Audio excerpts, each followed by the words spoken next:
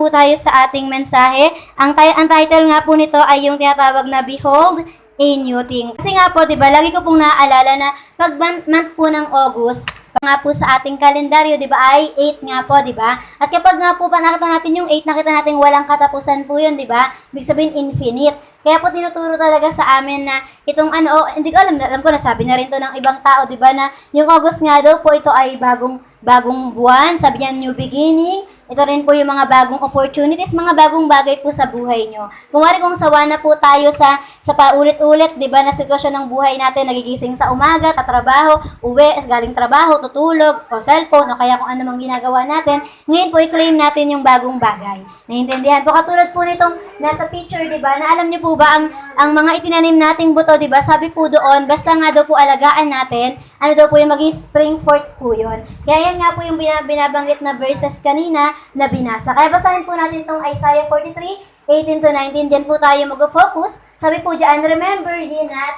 that the former things. Wag na daw po nating alalahanin ang mga nakaraan pang panahon, ang mga nakalipas na. Kaya nga po pag may sinabing patawarin mo na ako, sabi, oo naman, nung nakaraan pa yun, nakalipas na yun. Dapat ganun daw po kinakalimutan natin ang nakalipas. Okay po? At sabi po dito, neither consider the things of old. Pero alalahanin natin, i-consider pa rin natin. Sabi, kalimutan mo yon, wag mo nang alalahanin. Pero may mga pagkakataon na i-consider mo, bakit mo siya kailangan i-consider? Kasi ang hindi po natin pwedeng kalimutan sa mga past natin, yung magagandang memory. Naintindihan po? Pwedeng kalimutan mo yung mga bad memories na nung bata ka, binugbog ka, nung bata ka, naabuso ka, di ba? Pero isipin mo yung mga nung bata ka pala, ay meron palang nagligtas sa'yo. Meron palang someone na ngumiti sa'yo, di ba? Nung araw na ang lungkot mo, nung araw na wala kang kagrupo sa section niyo, di ba? Na merong groupings, di ba? Walang kumuha sa'yo, may nag-iisang taong sumalba sa'yo, di ba? Yung mga ganun na parang, ay, yun naalalahanin mo kasi yung magandang bagay daw po, yun dapat mong alalahanin. Pero sabi po dito, behold, tumingin ka, sabi, look, sabi niya, and I will do a new thing. Gagawa daw si Lord ng bagong bagay. Now it shall spring forth. Sabi doon, yung lalabas nga daw po, shall ye now not know it? Di mo ba yan nalalaman? I will even make a way in the wilderness. Nalalaman mo ba? O hindi mo ba nalalaman na sabi diyan, kaya ni Lord gumawa ng daan kahit sa wilderness. Di ba po? At sabi dito, and rivers in the desert. Nagkakasin nyo, kabaliktaran, di ba? Sabi nga po, yung tuyot, kaya niyang gawin na pwedeng magsibol ulit yun, di ba po? At dito po, sa halimbawa niyan, sa kwento pa lang sa Bible, alam natin na God will make a way when there seems to be no way. Alam niyo po, ng panahon ni Moses, di ba? Ang nakaharang sa kanya, malaking karagatan, dagat po. Pero sabi doon, pwede ka bang tumapak sa dagat? Hindi. Pero anong nangyari nung nanalangin si Moses, Lord, tulungan niyo po ako, ano pong ginawa? 'Di ba? Sabi doon, hindi po lumakad si Moses sa tubig. Ang ginawa po doon, hinati ng Diyos, di ba po, ang tubig. At yung hinati niya yon, nakakita po ng daanan sila Moses at nakadaan po sila. Kaya ganun din po ang gagawin natin ngayon kung meron tayo sa mga sitwasyon ng buhay natin ngayon na parang, Lord, parang paulit-ulit na lang po ito Lord, parang hindi na po ako makaalis sa daang to Tandaan po natin na gagawa si Lord ng bagong bagay. Kung gusto po natin magbagong buhay, gusto natin ng mga bagong gamit, di ba po? Si Lord gusto rin niya pong gawa ng bagong bagay sa buhay mo. Sabi nga po, ang promise na ito, nagmumula to sa Panginoon, mula daw po saan? Pangako niya sa mga children of Israel. And right now po, alam niyo po ba na tayo ay mga tinatawag na mga spiritual na sons and daughters ng Panginoon. Ibig sabihin, pwedeng hindi ka taga-Israel, pero dahil tinanggap mo si Jesus, ikaw ay Ikaw ay anak ng Diyos. Kaya ang promise na to until now, sa'yo pa rin yan. Naintindihan, hindi lang sa'yo, sa ating lahat po. At sabi rin po dito, nasa panahon sila niyaan ng captivity. Ibig sabihin na sinakop po sila, di ba? Ibig sabihin, pag po sakop ka, ikaw ay slave, di ba? Ikaw ay alipin, ano pong nangyayari? Alam mong mararanasan mo lahat ng mga tinding paghihirap o matinding paghihirap. Pero sabi po dito, pero alam niyo po ba na pinangako sa kanila ng Panginoon ang promised land? Ano po ang promised land? Ano ang pangako? Lupang pangako. Sabi po doon, ito ay puno ng milk and honey. Napakaganda ng lupang pangakong yon. At tayo po, ang weekend claim natin ngayon na promised land, itong pong heaven, di ba? Na pagdating po ng panahon na nagtiwala, lagit na pa tayo sa Diyos, talagang lahat po tayo, langit po ang punta natin. At sabi rin po dito, sa panahon natin ngayon, pwede daw po tayo mag-stand sa Word of God talaga. Tandaan po natin kung wala kang mapagtayuan ng ano mo, sabi nga kayo, di ba, yung kinanta natin sa Sunday School, yung Jesus is the rock. Di ba po? Sabi po doon, siya po ang ating foundation. Sabi yung hindi ka doon hindi magigiba yun, hindi guguho yun, kundi alam nyo pong nasa matatag na hinapin ang hahawakan po tayo. At ito po, pwede nating pagrelayan. Alam nyo po, may mga pagkakataon hindi tayo pwedeng magtiwala. Meron pang letters. Hindi po pwede tayo magtiwala sa mga tao minsan, di ba po? Kasi di ba, baka binudol ka pala, scam ka pala. Ay, praise God po pala pa natin si Lord kasi may bago na po tayong laptop sa church. Ayan, thank you Lord. Dahil ano ba yung bunga po yan ng first fruit at saka ng mga ipon-ipon ng mga nakaraan. Kaya thank you kay Lord po at gagamitin po natin yung soon, yung laptop na yon. Tapos ano nga po, parang ano mo sasabihin ko doon? Basta yung sabihin kasi ako. Pero sabi nga, minsan di tayo, ayun na, sabi ko po pala. Kasi in-order ko lang siya sa Shopee. Kaya di ba sabi ko po sa inyo kasi hindi na pwede magtiwala sa mga tao ngayon, baka budol, di ba? Kaya alam niyo po tuwing order talaga ako, yung cellphone ko pong pang-picture natin, in-order ko yun sa Shopee. Lagi pong lagi talaga ang pag-order ako, Lord, ingatan niyo po ito, Lord, huwag po ako mabudol. Diba, maganda po to, ganyan-ganyan. Laging ganun kasi ang totoo, di ba? Hindi mo pwedeng pagrelayan yung tao kahit mukhang mabait, di ba? Meron po ako nakita sa TV, nakasuot naman daw po ng pang-office, di ba? Ang ganda-ganda pa. Yun pala, ano ka lang, ang tawag ko doon, yung i-hypnotize lang po, di ba? Kaya, parang minsan ang hirap magtiwala. Pero salamat po kay Lord kasi sa Bible po pwede tayo magtiwala. Kaya po, nung bago po dumating yung laptop na yun, sabi ko kay Lord, nawa po maayos yun, hindi siya ganyan-ganyan, hindi gas-gas-gas-gas yung ganito. Kasi may mga ibang reviews, sa iba nga po yun, hindi naman sa shop na binilahan ko. Pero yun nga po, kaya thank you kay Lord. Kaya po sabi rin po dito, tandaan natin na ngayong bagong beginning, di ba? Or bagong beginning, di ba? New beginning. Ito po ang 3 R na tatandaan natin. Una, sabi po diyan sa number 1, repositioning for the new things. Ibig sabihin ng reposition, dati daw pong nakaposisyon ka na diyan. Dati ito talagang plano ni Lord sa'yo. Bata ka pa lang, sinabi na ni Lord, ay ikaw anak ko, magiging engineer ka. Ayun talagang position mo. Pero sabi nga, habang tumatagal ang panahon, sabi doon, nawawala yung alignment natin. Kaya po, baka may mga pagkakataon ng bata ka, alam mong, dati lagi akong top 1 eh. Tapos nung tumagal, parang nawala. Ibig sabihin, ito na po yung pagkakataon na i-reposition mo na ang sarili mo. Ngayon, pumunta ka na ulit. Saan? Sa posisyon kung nasaan ka. Kung dati ito talagang ginagawa mo kay Lord, bumalik ka kung nasaan talaga ikaw para sa Panginoon. Kasi sabi nga po diyan, di ba? Ngayon, ang bagong bagay, katulad nga po niyan, di ba? Kung meron nang naupo doon sa pwesto na yon, na alam mong pwesto mo dapat iyon, sabi doon, i-position mo ulit ang sarili mo. At alam niyo po, hindi po to yung sinasabing iaagawin mo, kundi ang tawag dito, hindi ka mga agaw ng posisyon, ang tawag dito, babalik ka lang kung nasan ka talaga. Alam niyo po ba kung nasan talaga tayo sa Panginoon nung ginawa niya talaga tayo? Tayo po talaga ay tayo talaga ay anak ng Diyos, tayo talaga ay co-inheritance ni Jesus o inheritor ni Jesus. Ibig sabihin po talaga, ikaw talaga ay tagapagmana. Ikaw ay prinsesa at prinsipe sa kaharian ng langit. At alam niyo po ba na ginawa ang tao, sabi doon, man is set for eternity. Ginawa po ang tao ng immortal. Yung immortal, narinig na lang natin yan sa mga diba? Sa mga vampira, kapag may palabas, ay, immortal ka ba? Diba? Hindi tumatanda. Pero ang totoo, ang tao po talaga, gaganon po talaga ang pagkagawa ng Diyos. Katulad po ng Diyos, immutable siya, diba? Ang Diyos hindi nagbabago. Ang Diyos, sabihin natin, may lolo bang Diyos? May kuya ba na Jesus? Meron bang Papa Jesus? Meron bang lolo na Diyos? Ganon? Tumatanda ba ang Diyos? Di ba hindi po? Ang tao talaga, ganon ang ginawa ng Diyos. Sabi doon, kawangis po ng Panginoon. Kaya ibig sabihin, bakit lang daw po tayo tumanda? Ba't nagka-wrinkles? Kahit daw po, yung days, dumadagdag talaga. Pero dapat daw po, talagang yung itsura natin, hindi talaga yung magkaka-wrinkles, manghihina. Pero dahil daw po yun sa kasalanan, kaya pala namamatay ang tao, kaya pala habang tumatanda o nanghihina, may mga sakit at karamdaman na nararanasan. Pero alam niyo po, sa panahon natin ngayon, hayaan natin na i-position ulit. Ma-position ulit yung kung ano yung dapat daw na inilagay doon. At sabi nga po dito, nagturo si Apostle Paul sa atin, sa Philippians 3:12-15, sabi po diyan, not as though I had already attained.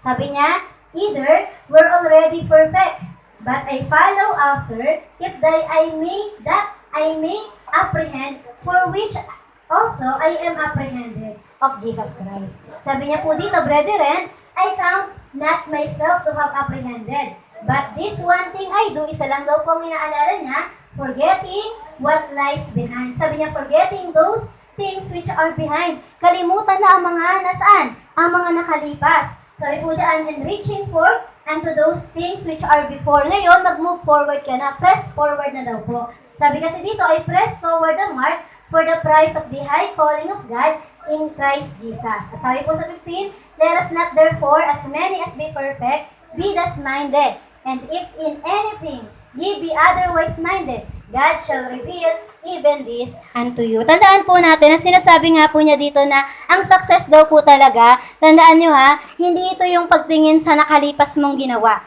Hindi rin ito yung pagtingin sa andyan po, hati-hatiin pala natin yan nakalagay na dyan. Kaya po sabi dito, di ba, tandaan daw po natin para maalala natin na ang tungkol dito sa repositioning new things, sabi po, if you are ever going to move on to a new things, in Christ, you must learn this. Una daw po, itong letter A.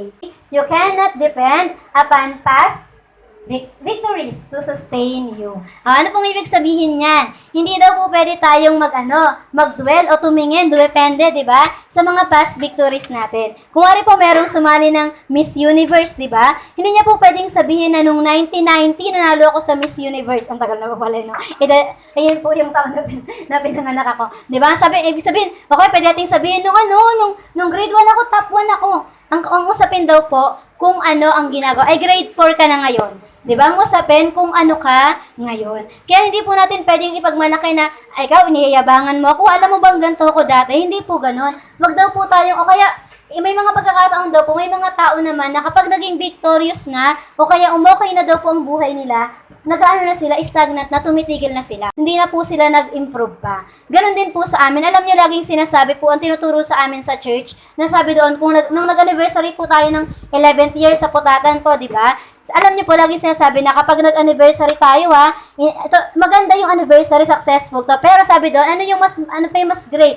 Yung susunod pang anniversary. Dapat ganun daw po palagi tayo. Kung uy, ang galing mong kumanta ngayon pero hindi lang yun ngayon. Yung susunod na pag-awit mo, ayun pa yung pinaka-the best. Na dapat daw po, ang buhay natin, dapat daw po pataas, nag-i-improve. Naintindihan? Hindi po pwedeng, ay okay na yan, nung first year ako, kami yung best in thesis, di ba? Pero syempre, nag-second year ka na, doon ka lang ba magde-depend? Kailangan, wag daw po. Para sabi doon, hindi ka kasi masusustain ng past mong yan. Naintindihan natin? Pwede tayong magkwento na ito, ang dami kong magandang ginawa from the past. Pero sabi dito, tandaan mo na dapat, hindi ka lang doon. Huwag ka lang tumigil sa past na yon. Sabi doon, mag-forward ka. Bakit daw po? Kasi ito yung sinasabi, ito yung mga nangyari. Bakit daw po hindi tayo pwedeng magtumigil lang doon? Kasi una sabi, ito ang mga ginawa noong unang panahon.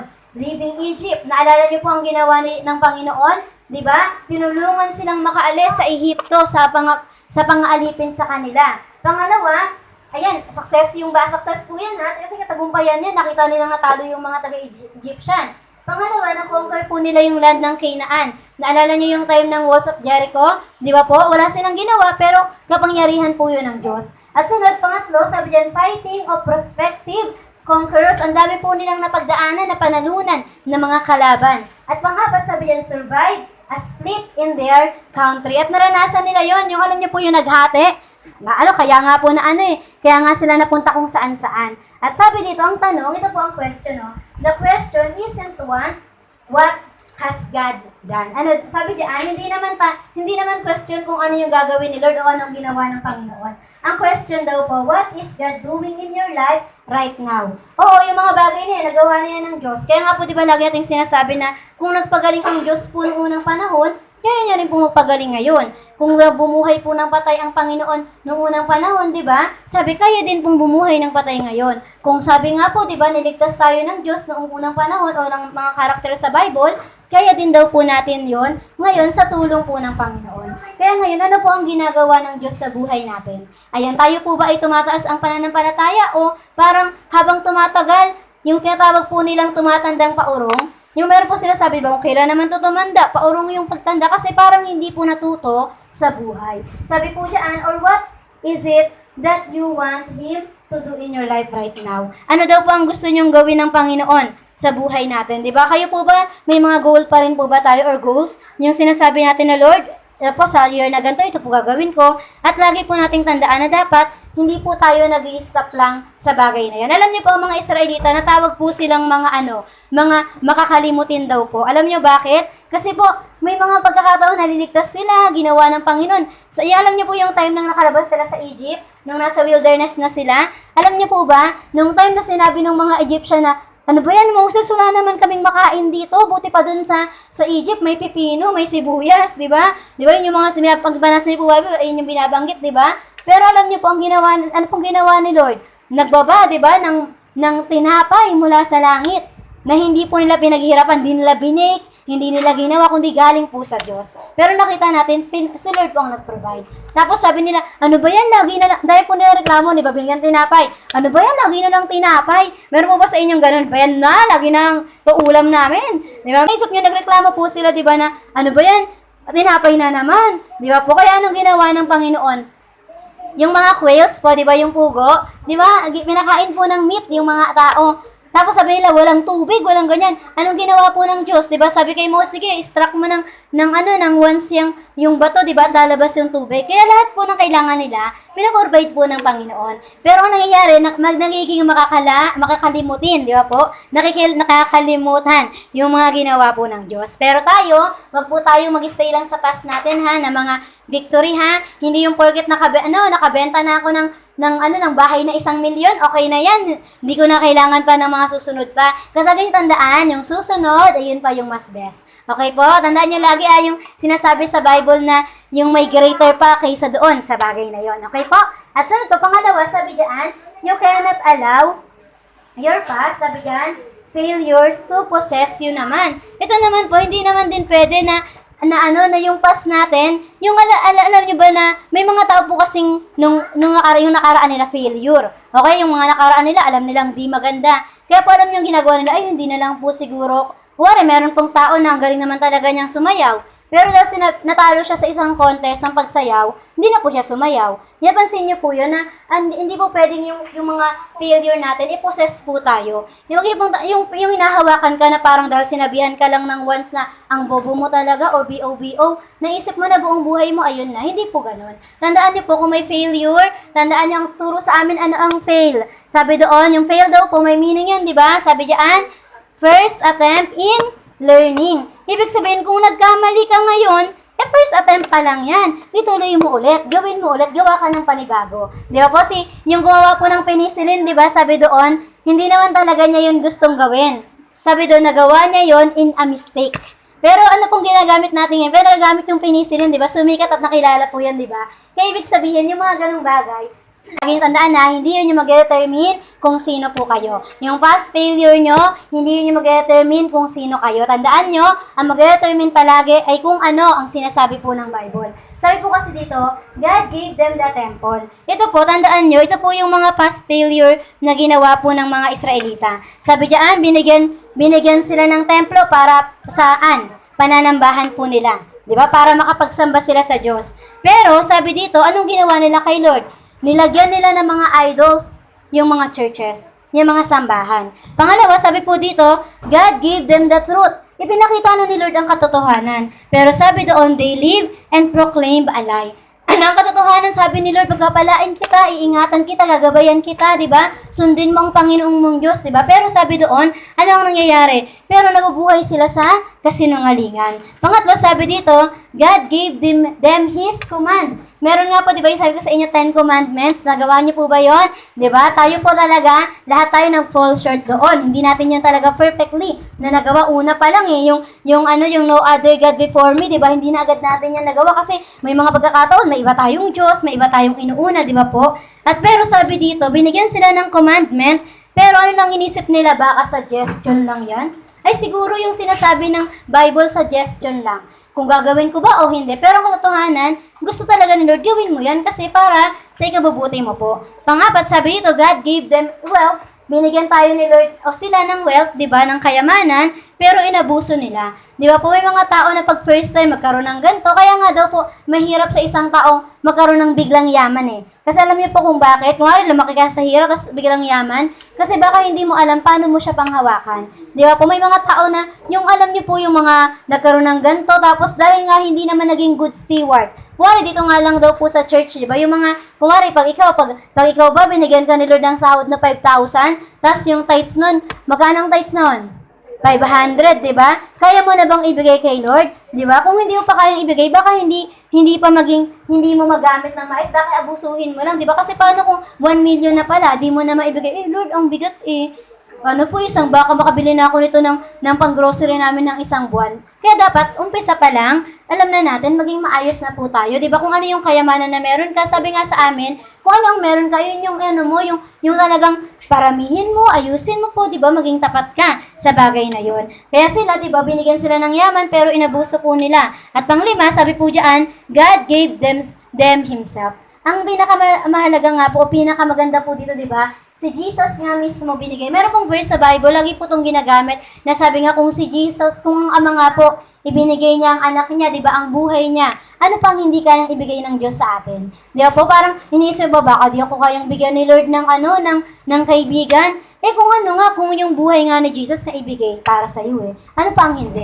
Kaya kahit yung pinakamalaking bagay na hinihiling mo, kaya pong ibigay ng Panginoon kasi yung pinaka-precious na anak niya na ibigay niya po para sa atin. Pero sabi dito, binigay na nga si Jesus, pero anong sabi? They gave Him nothing except rejection. Ano po yung rejection? Hindi ko tatanggapin yung sinasabi mong Jesus. Yung kwento po ni Pastor sa adult, di ba? Yung sabi niya, ano po, mag-share lang po ako sa inyo. Ay, huwag na kapag pray, di ko kailangan yan. Di ba may mga ganun po na nire-reject po ang Panginoon. Pero ang totoo, pagdating naman ng huli ng buhay natin, di ba, lagi yung sabihin, Lord, ikaw na po bahala sa akin. Di ba may mga ganun po tayo, pag hirap ka na, ang last resort na, si Jesus. Pero tandaan po natin, hindi naman talaga natin deserve yung mga bagay na binigay ng Diyos. Pero alam niyo po ba, dahil sa grace ni Lord, kaya niya po yun binibigay. Kaya tandaan niyo po, huwag kang mag-stay sa pass mo. Huwag kang mag-stay sa failure mo, di ba? Na kung naging failure ka dyan, sa bagay na yan, parang, bakit ba hindi ka graduate ngayong taon? Hindi ka nag-graduate, last year, hindi ka nag-graduate ngayong taon?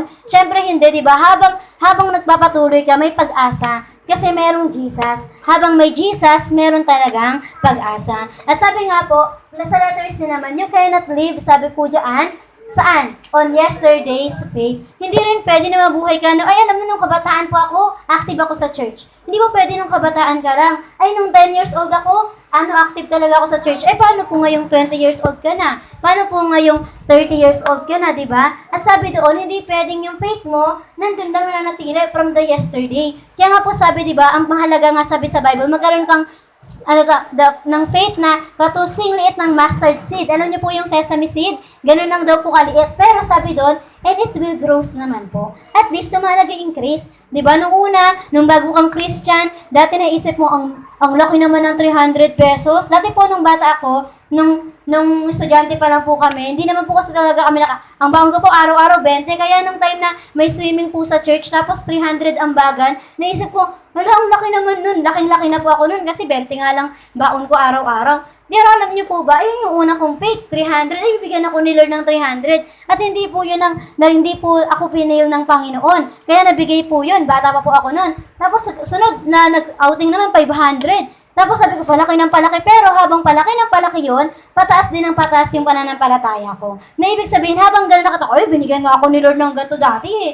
Kaya nakita ko pa hanggang umabot ng 3K, hanggang nag-yearn camp kami, na nakasama pa rin po ako. Bakit? Kasi dahil daw po sa pananampalataya. Alam niyo po ang pananampalataya, malaki daw po ang magagawa ng isang tao merong pananampalataya sa Panginoon. Kaya wag lang daw po tayong mabuhay sa pananampalataya natin from yesterday. Kailangan everyday manampalataya ka sa Panginoon. Everyday dapat alam mo na tumataas yan, nag-i-increase. Sabi nga po, di ba, ang bagong Kristiyano, nagbabasa siya ng Bible kahit isang chapter sa isang araw. Pero pag ikaw 10 years ka na kay Lord, isang chapter pa din, di ba? Baka hindi ka na nag-improve, wala nang grow dyan, wala nang growth. Kaya ang gawin mo, di ba, magtiwala ulit sa Panginoon. Sabi nga po dito, they needed a new faith. Kailangan nila palagi ng bagong faith, sabi dyan, new vision for what God could do. Kasi alam niyo po, kung mananatili po tayo sa yesterday's faith natin, baka hindi na po natin alam paano tayo mag-share sa mga tao, paano tayo mabubuhay, di ba po? Alam nyo nga po kung nag-i-improve nga po ang mundo o sabi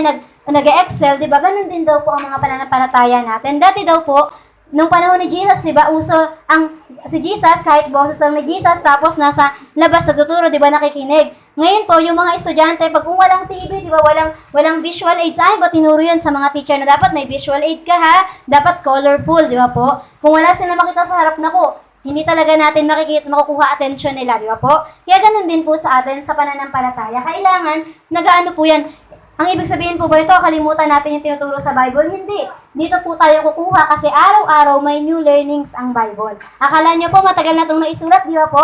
Totoo naman. Pero araw-araw bago, di ba? Araw-araw pag binasa ko, parang para sa akin yung message ni Lord. Di ba kasi nangungusap ang Bible everyday. Ito nga po ang nag-iisang aklat na nagka-transform sa atin. Kaya tandaan po natin, di ba, nagbabago ng buhay. Kaya sabi po dyan, magkaroon daw po tayo ng faith na merong na kung saan mula yung mga past victories natin, hindi na lang doon, kundi sabi doon, yung faith natin mas malaki, mas great, di ba? Mas maganda, ganun po. Kaya po sabi ng Psalms 85:6-8a, sabi diyan, will thou not revive us again? Nagtatanong siya, Lord, hindi niyo ba kami i-revive ulit? Sabi diyan, that thy people may rejoice in thee. Kasi yung sabi ng revive po, ito po yung mga dating kagalakan mo na dati nung kabataan ka naman sayang-saya kang umawit, nung o kaya sumayaw, maglingkod sa Panginoon, di ba? Yun po yung revive, yung sabihin buhayin ulit. At sabi niya, nang sa gayon, daw po mag-rejoice naman sila. Sabi niya, show us thy mercy, Lord, ipakita mo sa amin ang iyong habag.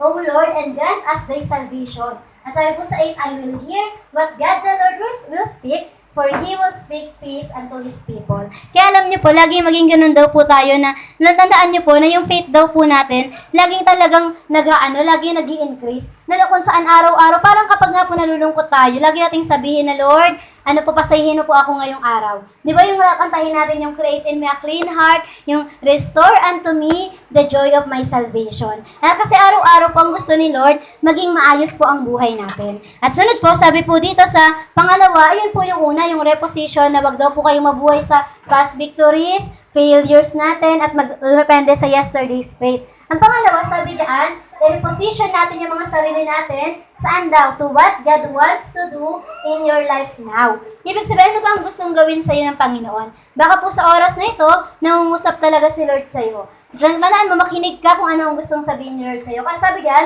by taking this following. Una daw po, number 1, genuine repentance over all known and unknown sins. Ang para po pala magawa natin yung reposition, makabalik tayo sa pwesto natin sa Panginoon. Sabi nga sa Revelation, di ba? Yung laging pag may mga nawawala, lagi mong i-remind sa kanila, sabi sa Revelation 2:5, di ba? Sabi doon, alalahanin mo ang dati mong ginagawa, kung saan ka nagsimula at balikan mo lang yun.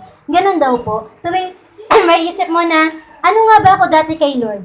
O kung wala pa, di ba? Ngayon, Lord, ano po ang gusto mong gawin sa akin? Di ba? Sabi po dito, una, magkaroon ka ng totoo na repentance. Alam niyo pa ang totoong repentance, ito talaga yung tumatalikod sa kasalanan. Ito po talaga yung nagabago ng buhay. Ito po talaga yung nagsasabi na, Lord, pagod na po ako sa mga dating ginagawa ko. Gusto ko na pong sumunod sa inyo. At sabi po dito, lahat ng mga known, lahat ng mga alam man o tago o lihim nating kasalanan, talagang hihingi po natin ang tawad sa Panginoon. Nang sa gayon, di ba, mailagay ni Lord tayo kung nasaan. Kasi sabi, saan dapat niya tayo ilagay? Kasi po alam niyo, kung ang isang tao daw po, napakarumi niya pa din, paano daw po mailalagay ni Lord yung sarili niya sa atin?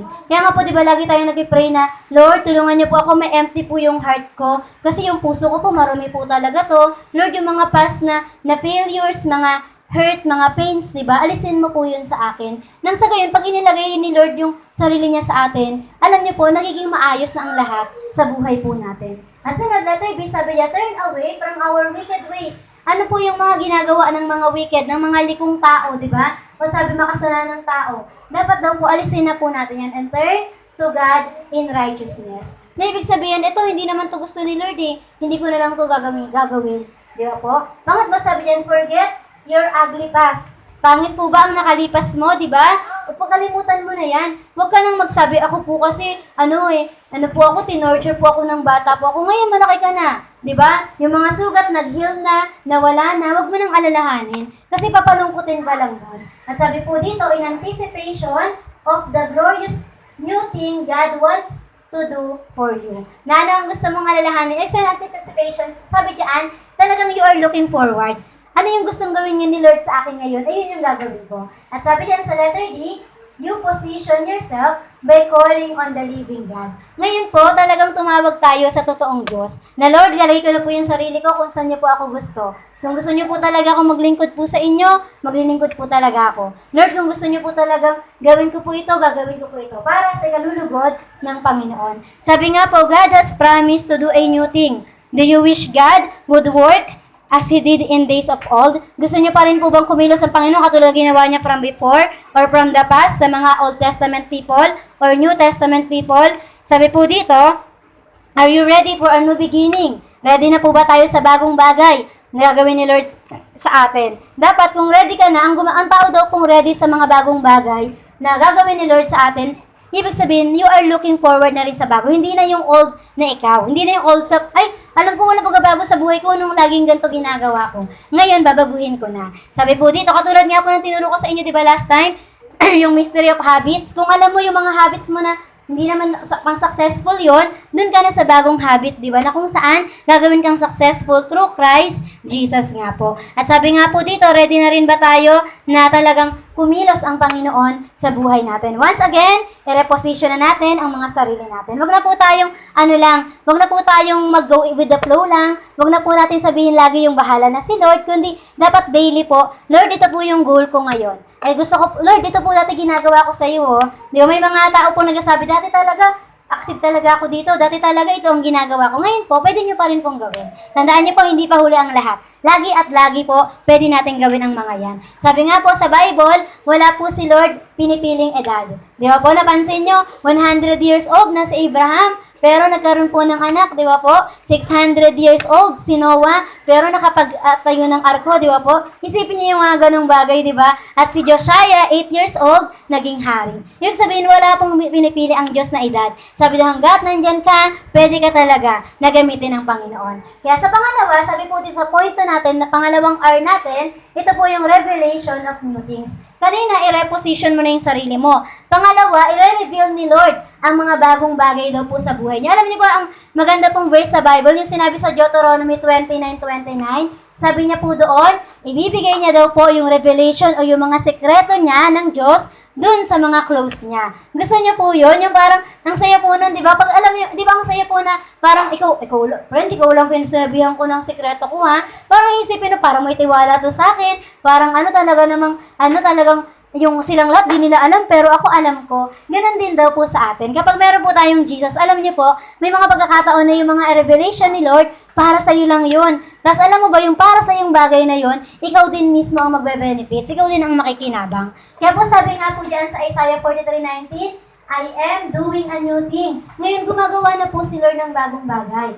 Now it springs up. Do you not perceive it? I am making a way in the desert and streams in the wasteland. Sabi ko po sa inyo, di ba, doon lang tayo mag-focus sa mga verse na yun. Kaya sabi diyan, the children of Israel had a choice. Meron po silang choice.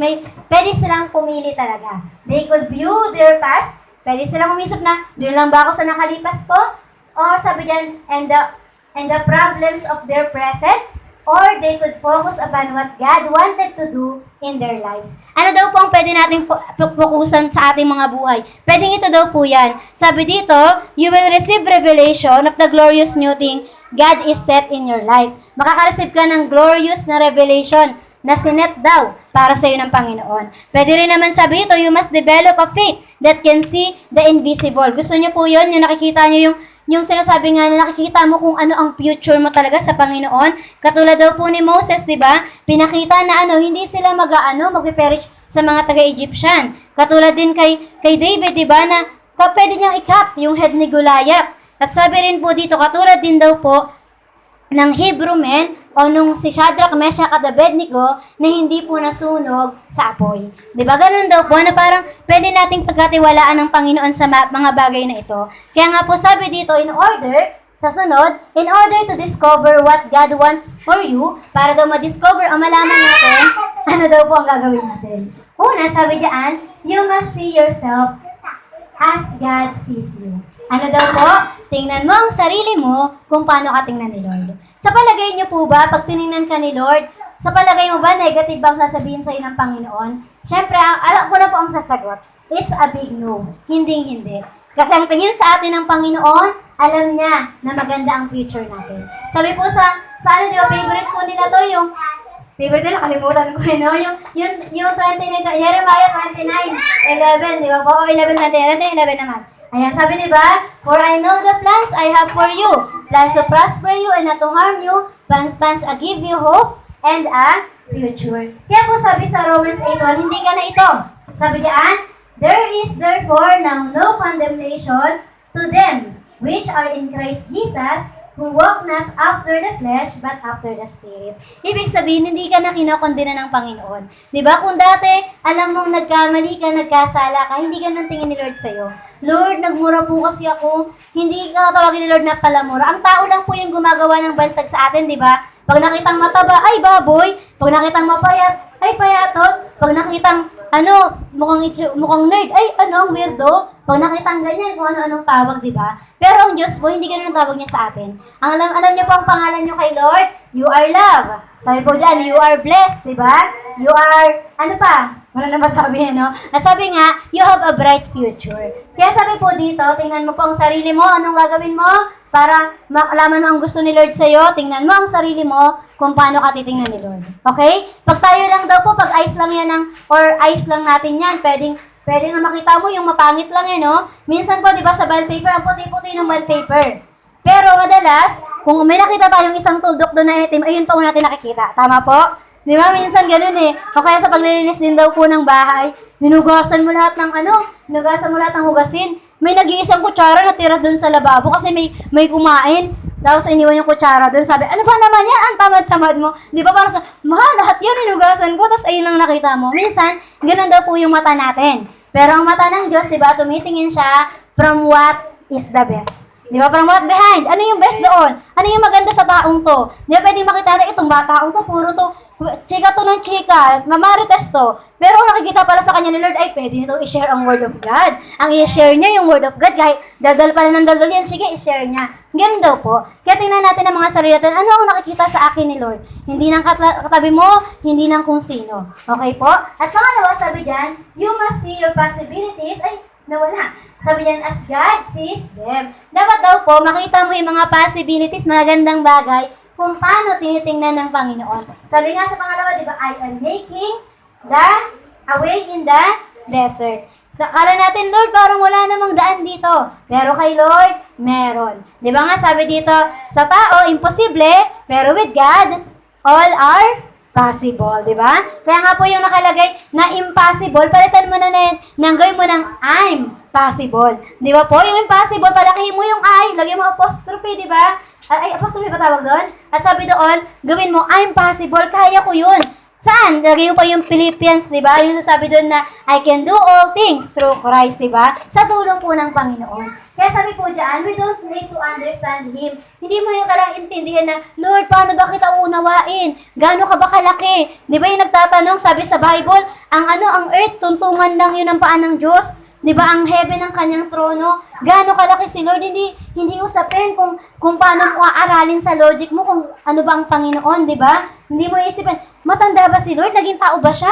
Naging ganito ba siya? Ano ba itsura niya? Hindi daw po, kung hindi mo maunawaan, sabi diyan, hindi mo kailangan intindihin. Or know how He will do it. O paano niya ito gagawin? Kasi hindi mo maiintindihan. Sabi nga po, di ba, hindi mo maurok. Sabi doon, sabi sa Bible, sa Isaiah, di ba, yung ways ni Lord, greater yun sa ways natin. At yung knowledge niya, greater din sa knowledge po natin. Kaya sabi dito, kaya niya yung gawin. We only need, sabi po dyan, to believe Him and hope for His manifestation. Di ba po, yung mga pagbuhay ng patay, walang sinaksak na kung ano doon, di ba, binuhay talaga ng Diyos. Dahil saan? Dahil nga po sa kapangyarihan niya. Kaya ibig sabihin, hindi mo kailangang questionin, Lord, paano po kayo magkakaganto? Kuwari, yung mga taong, sa church, diba, pwede mo sa susunod, mag-pray na po tayo ng building. Pwedeng magtanong tayo, paano tayo magkaka-building? Wala namang trabaho si pastora. Wala namang ganito, wala naman siyang manang tatanggapin sa mga magulang niya, di ba? Sabi doon, God will mag-provide. Si Lord ang bahala. Sila yung mga CCF ngayon, mga great na church nga po, mga big church, diba? Kung kalooban ni Lord, napalakihin sila, diba? Nakita natin kung paano nag-provide ang Panginoon sa buhay po nila. Kung ano ang kalooban sa bawat churches, sa bawat isa sa atin, ay yun yung mangyayari. Basta isipin mo, possible yun at kayang gawin yun ng Panginoon sa buhay mo. At sabi diyan, why will God do a new thing? Bakit naman gagawa ang Diyos ng bagong bagay? Sabi po kasi dito, God will always do a new thing to show forth His glory. Bakit daw po gagawa si Lord ng bagong bagay? Para mag-glorify si Lord. Okay po? Alam niyo po bakit kaya si Lord gagawa siya ng isang bagay na malaki sa buhay mo? Para masabing, ay, totoo talaga yung Diyos na meron sa kanya. Di po kasi kung, alam niyo po, sabi, kung gagawa lang daw po si Lord ng simple na bagay sa'yo, pwede mong ipagmalaki na, ako gumawa nito eh. Pero kung ang ginagawa nun, parang imposible, kahit ikaw di mo kayang gawin, masasabi mo talagang si Lord. Kaya, ang sasabihin mo na lang, sa Diyos ang papuri. Pangalawa, sabi dyan, it is to give His children joyful miracles in order to draw them closer. Ano daw pong gagawin? Bakit siya gagawa? Kasi gusto ng Panginoon ipakita yung mga miracles sa atin. Tapos alam niyo pa, may mga pagkakataon po, di ba, pag may miracle, di ba, na-amaze po tayo. Kaya nga po may verse sa Bible na sinasabi na kaya ka lang naman kayo lumapit kasi, kasi nakakagawa ako ng miracle. Pero hindi kayo lumapit kasi ako mismo yung gusto nyong lapitan. Pero alam niyo po ba sa atin, gagawa ang Diyos ng Panginoon ng bagong bagay sa buhay natin kasi gusto niya maging masaya ka kung sino si Lord sa buhay mo. So, pangatlo sabi yan, so that you can be a wonder to many. Na magugulat sila, grabe nagbagong buhay to. Grabe ito ang nagawa ng Panginoon sa buhay niya. At sabi diyan, to cancel every loss that you have suffered. Ano daw po, ano yung mga nawala sa'yo? Ano, kayamanan ba yan? Tao ba yan? Kaibigan, di ba? Mga bagay, sabi diyan, then you will begin to have multiple restoration. Katulad ni Job, di ba? Nawala ang lahat sa kanya, pero anong ginawa? Binalik ng Diyos. Doble pa po. Di ba po? At sabi sa letter E, to demonstrate His faithfulness to His children. Para daw po ipakita ng Diyos. Bakit siya gagawa ng bagong bagay? Kasi para ipakita sa atin na faithful ang Diyos. Di ba po, sabi, tapat ang Diyos si Lord, araw-araw, binubuhay niya tayo. Araw-araw, tinatawag niya po tayo. Sino lang po ang hindi tapat? Tayo lang po mga tao. Alam niyo po, nabuo yung word na unfaithful dahil lang po sa mga tao. Dahil yung mga tao, nakita na nila ang ginawa ni Lord, hindi pa rin po sila nagtiwala. Pero si Lord, nakita niya ang ginawa mo, pero nagtitiwala pa rin siya. Ngayon po yung kabaliktaran, di ba? Nakita niya ni Lord ang ginawa natin, pero nagtitiwala pa rin ang Panginoon sa atin. Pero tayo, nakita natin ang ginawa ng Panginoon, may mga pagkakataon, hindi pa rin tayo nagtitiwala sa Kanya. Ganyan po ang tao. Ayan ang nature ng tao. Pero ngayon, narinig natin to, magtiwala tayo sa Panginoon po. At sabi diyan, to show His supremacy, para ipakita kung gaano siya, kalaki, gaano ka-powerful, gaano ka-almighty ang Diyos sa buhay natin. Alam niyo po yung 1 Kings 18, ito po yung time na si Elijah. Ayan, sabi po doon sa kwento na yun, dahil pinatapang na siya ni Lord, ito po yung umulan ng apoy.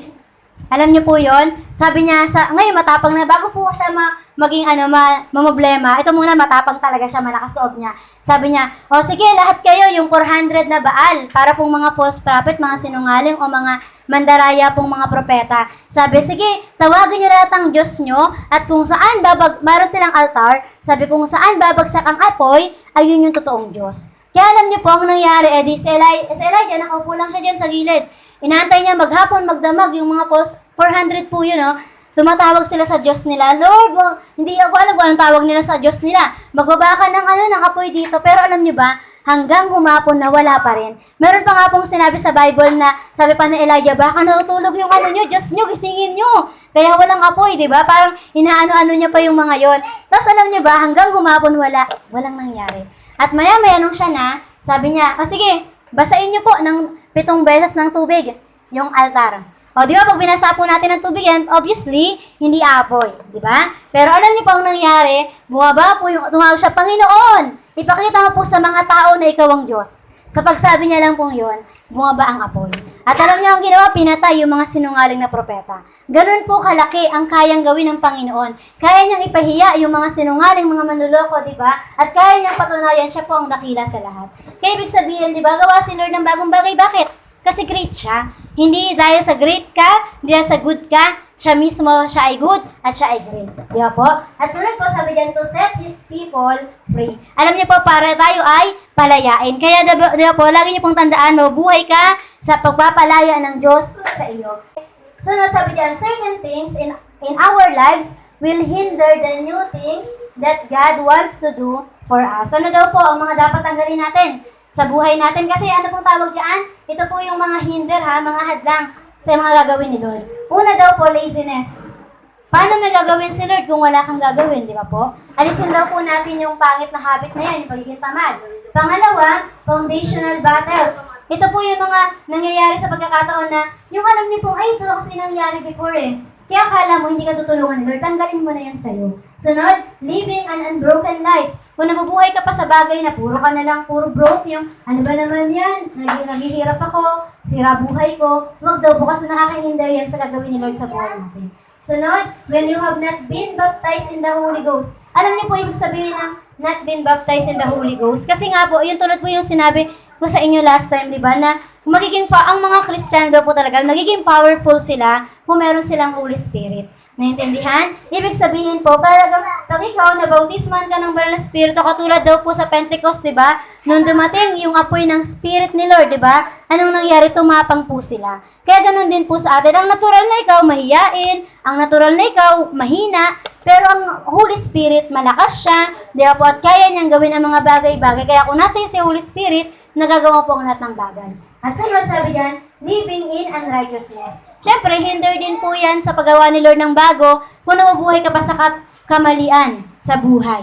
Okay po? Kaya sabi po, ayan, tanggalin natin yan. Kaya sa pangatlo, o kanina reveal. Pangatlo, revolution. Pag sinabi pong revolution, ito yung merong mga taong sabing, sige, labanan natin yan, di ba? Kailangan fight for your faith na po tayo. Ipaglaban mo, may gagawin pala si Lord na bagong bagay sa'yo, talagang gawin mo, nang meron pananampalataya. Sabi po sa Psalms 95, verses 7 to 8, for He is our God, siya ang ating Diyos, and we are the people of His pasture. Sabi po yan, and the sheep of His hand. Today, if ye will hear His voice, kung narinig mo ang tinig ni Lord, harden not your heart. Huwag mo nang patigasin ang puso mo. As in the provocation, and as in the day of temptation, in the wilderness. Sabi nga po, di ba, talagang magtiwala ka na sa Panginoon. When God says to His children, He will do a new thing, it means you will move to a level of freedom you have never known before. Ibig sabihin, magkakaroon ka na, magle-level up ka na po. Naintindihan po? Yung dating ikaw na ganito lang, mas magle-level up pa yan, mas gagawin pa ng Lord ng mas mag-great pa sa bagay na yan.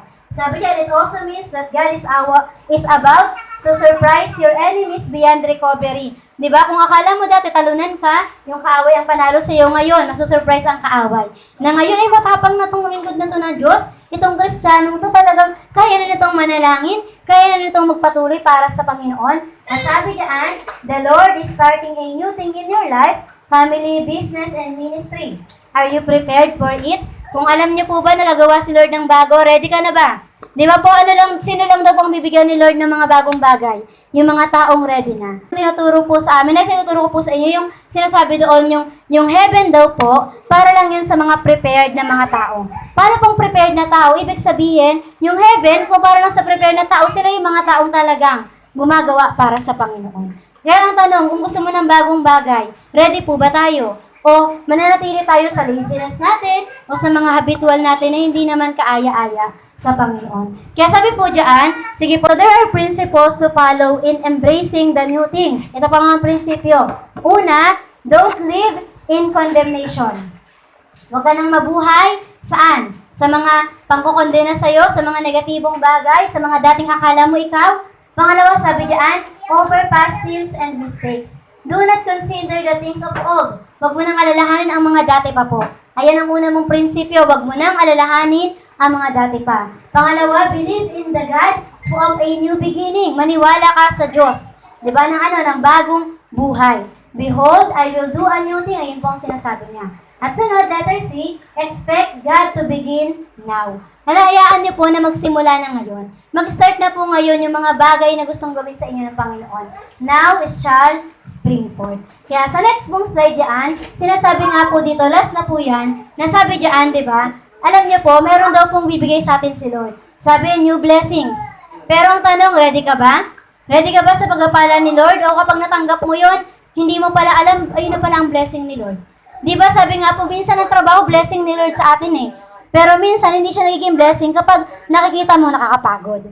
Pero paano mo malalaman na blessing yun ni Lord? Tuwing araw-araw, Lord, tulungan na po ako sa bagay na to. Na araw-araw nagagawa mo ng maayos. New opportunity. Gusto ba ng bagong bagay sa buhay mo na, Lord, gusto ko naman po ng bagong business. Lord, gusto ko po ng bagong gantong gagawin sa'yo. Sabi doon, ano ibibigay ni Lord? New breakthroughs, new talents, and new gifts. At sa lahat ng iyan, di ba, magkaroon daw po tayo ng katotohanan na pag-asa sa Panginoon na kung saan ang lahat ng iyan ay iasa natin sa Kanya. Alam niyo po, ngayong bagong buwan, tandaan niyo po hindi lang po tayo, dapat nga po ang buhay ng Kristiyano, di ba? Sabi araw-araw, binabago po tayo, kaya araw-araw, mag-expect daw po tayo ng bago rin sa Panginoon. Alam niyo po, na pumasok po ba kayo sa church? Pumunta lang po ba kayo kasi, ay, normal kasi Sunday, lagi kaming napunta. O pumunta ka ng church kasi nag-i-expect ka ng something new. Naintindihan, kung dati ka na sa Panginoon, nasanay ka na lang ba, routine na lang ba sa'yo ang pag-attend ng church, yung parang wala na akong na-expect. Diba? Pero sabi ngayon, araw-araw sa pag-isimba natin, mag-expect ka. Mag-expect ka na, Lord, ano po yung bagong gagawin mo sa akin? Ano po yung bagong pagbabago sa buhay ko? Spiritually, physically, diba? Emotionally, diba? Sa mga buhay nating lahat. Kaya ngayon po, diba, tandaan nyo palagi, reposition mo na. Balik ka sa dating ikaw. Sa dating ikaw na Kristiyano na kung saan para sa Panginoon. Pangalawa, sabi diyan, ano yung sinasabi niya? I-reveal ni Lord yung mga bagay-bagay sa'yo. Ano yun? Lord, ano yung bago mong ibibigay po sa akin? Ano yung bago kong gagawin sa'yo? Kung dati ito yung talent mo, may bagong bibigay sa yung talent. At kung wala pa yung talent na yun, ibibigay yun ni Lord sa atin. At sunod, sabi diyan, yung pinakalas, ano daw po yung tinatawag diyan? Yung revolution. Ngayon, ipaglaban mo. Talagang, may pakita mo kay Lord, na Lord, alam kong deserve mo pong papurihan, deserve mo po talagang paglingkuran, kaya gagawin ko po yun para sa iyo. Kaya yun lang po, kagad binagmori. Kaya proceed na po tayo.